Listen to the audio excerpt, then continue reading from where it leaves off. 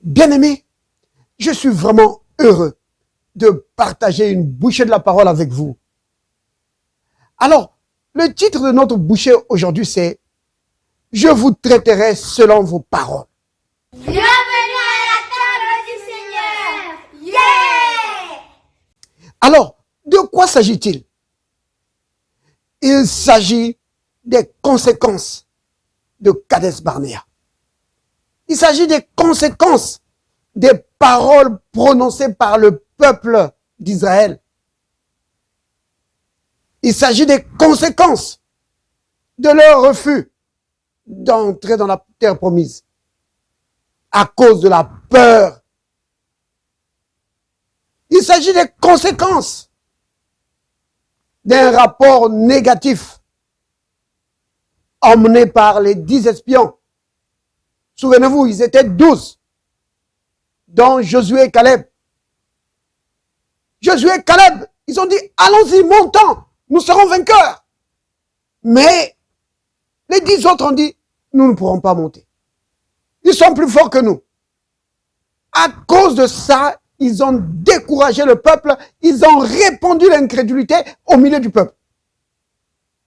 Ils ont prononcé des paroles d'incrédulité et c'est contagieux.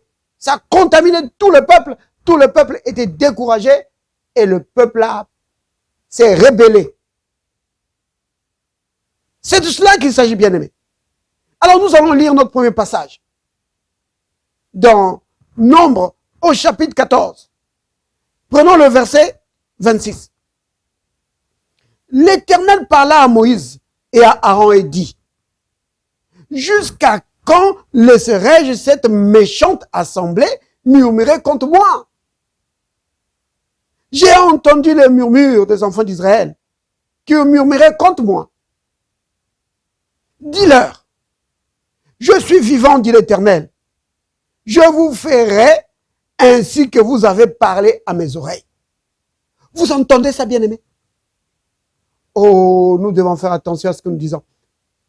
Le Seigneur dit, je vais vous traiter selon vos paroles. Vous allez récolter le fruit de vos paroles. Vous avez dit que vous ne pouvez pas entrer. Vous avez dit que vous allez mourir. C'est comme ça. C'est ce qui va vous arriver. Vous comprenez? C'est vraiment dangereux de proclamer, de proférer de sa bouche des paroles d'incrédulité. Et c'est ce qu'ils ont fait. Voyez une fois ce qu'ils ont dit. Juste au chapitre 14 ici. Regardez. Juste au début du chapitre 14. Tous les enfants, je vais commencer au verset 2. Tous les enfants d'Israël murmurèrent contre Moïse et Aaron. Et toute l'assemblée leur dit, que ne sommes-nous pas, nous morts dans le pays d'Égypte? Vous voyez? Ils voient la mort, ils commencent à parler de la mort. C'est pas des bonnes paroles, c'est pas une bonne confession, ça. Oh là là. Ou que ne sommes-nous morts dans ce désert? Vous voyez? Pourquoi l'Éternel nous fait-il aller dans ce pays où nous tomberons par l'épée? Vous voyez? Il voit la défaite, il voit l'échec.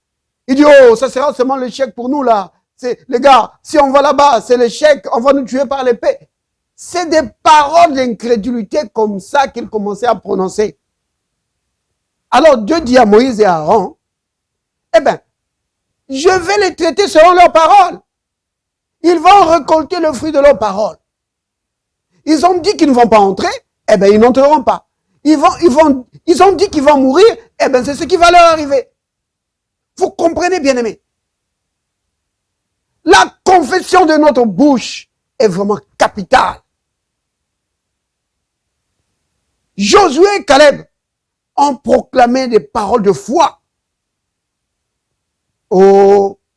Mais non, bien-aimés, pourquoi une telle différence entre Josué et Caleb et les 10 autres espions qui ont contaminé tout le peuple de leur incrédulité? Pourquoi cette différence? C'est à cause de la préparation dans le désert. Vous voyez, Tout ce qu'ils ont connu depuis l'Égypte, la mer Rouge, les eaux de Mara, tout ce qu'ils ont connu dans le désert, c'était des moments de préparation pour ce moment-ci à Kadesh Barnéa, où il fallait maintenant affronter les géants de Canaan. Vous voyez, les autres ont négligé ce moment-là. Alors leur foi n'était pas fortifiée. Leur foi n'a pas eu le temps de s'affermir. Et alors quand ils arrivent devant l'obstacle, ils commencent à proclamer l'incrédulité. Mais Josué et Caleb ont dit, montons-y. Ils ne comptaient pas. Ils ne comptaient pas sur eux-mêmes. Ils comptaient sur le Seigneur. Ils savaient que depuis toujours, le Seigneur les a soutenus. Et encore là, ils allaient les soutenir. Vous comprenez, bien-aimés? Mais les autres, ils ont répandu leur incrédulité. Ils ont fait un mauvais rapport, rempli d'incrédulité. Et ça a contaminé tout le peuple. Bien-aimés, si vous ne croyez pas à la guérison divine, si vous ne croyez pas au surnaturel, si vous ne croyez pas au baptême du Saint-Esprit, si vous ne croyez pas à toutes ces bonnes choses que le Seigneur Jésus nous a données, ne répandez pas votre incrédulité au milieu du peuple, s'il vous plaît. Ne faites pas ça. Oh! Souvenez-vous, bien-aimés, que vous ne pouvez pas croire au-delà de votre confession. Si vous confessez échec, c'est difficile pour vous de croire en la victoire, parce que vous avez l'échec dans votre bouche. Eux, ils ont confessé la mort, et c'est ça qu'ils ont eu. Josué et Caleb ont confessé la victoire, c'est ce qu'ils ont eu. Vous comprenez, bien aimé. Votre confession va bâtir votre mentalité, votre façon de penser, votre façon d'être. Et ça, c'est ça qui va déterminer votre destination. Ça va déterminer ce que vous allez être dans la vie. Ça va déterminer le genre de vie que vous allez vivre. Vous comprenez, bien aimé? C'est vraiment important. Il ne faut pas négliger ça.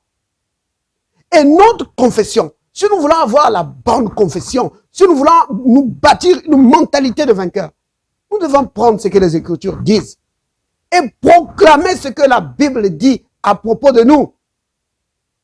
La Bible dit, Romains 8, 37, que dans toutes ces choses, nous sommes plus que vainqueurs. Nous disons la même chose.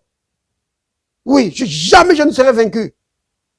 Oui, parce que à cause de l'amour de Dieu pour moi, dans toutes ces choses, je suis plus que vainqueur. Vous comprenez, bien aimé? La Bible dit que par ce maître sûr, nous avons été guéris. Nous disons la même chose. Ne viens pas dire, ah, mes frères, tu sais, le médecin a dit que cette maladie est incurable. On te dit, mais bien aimé, la Bible dit, dans 1 Pierre 2, verset 24, que par ce maître sûr, tu as été guéri. Oui, mais le docteur dit que c'est pas possible. Si tu dis ça, c'est ça que tu vas avoir. Donc c'est vraiment important, bien aimé, de comprendre cela. Que ta confession va déterminer ta destination. Bien aimé, voici ce que la confession fait. La bonne confession. Voici ce que ça fait pour toi. La première chose, la bonne confession, donc la confession de la parole, ce que ça fait, c'est que ça libère ta foi. Si tu veux vraiment libérer ta foi, commence à proclamer ce que les Écritures disent à propos de toi et à propos de la situation dans laquelle tu te trouves. Ça, c'est la première chose. La deuxième chose, la confession, ce que ça fait, c'est que ça te permet de recevoir ce que Dieu t'a donné, de posséder ce que Dieu t'a donné. C'est comme ça que nous recevons tout ce que Dieu nous a donné. C'est comme ça que nous le possédons. En proclamant de la bouche. Vous voulez une écriture? Eh bien, prenez Romains. Romains chapitre 10, versets 9 et 10. Voici ce que disent les Écritures.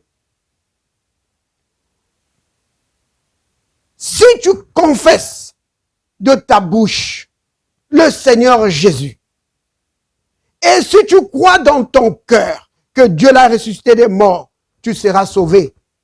Pourquoi? Car c'est en croyant du cœur qu'on parvient à la justice. Et c'est en confessant de la bouche qu'on parvient au salut. Vous comprenez, bien aimé? C'est en confessant de la bouche que tu parviens au salut.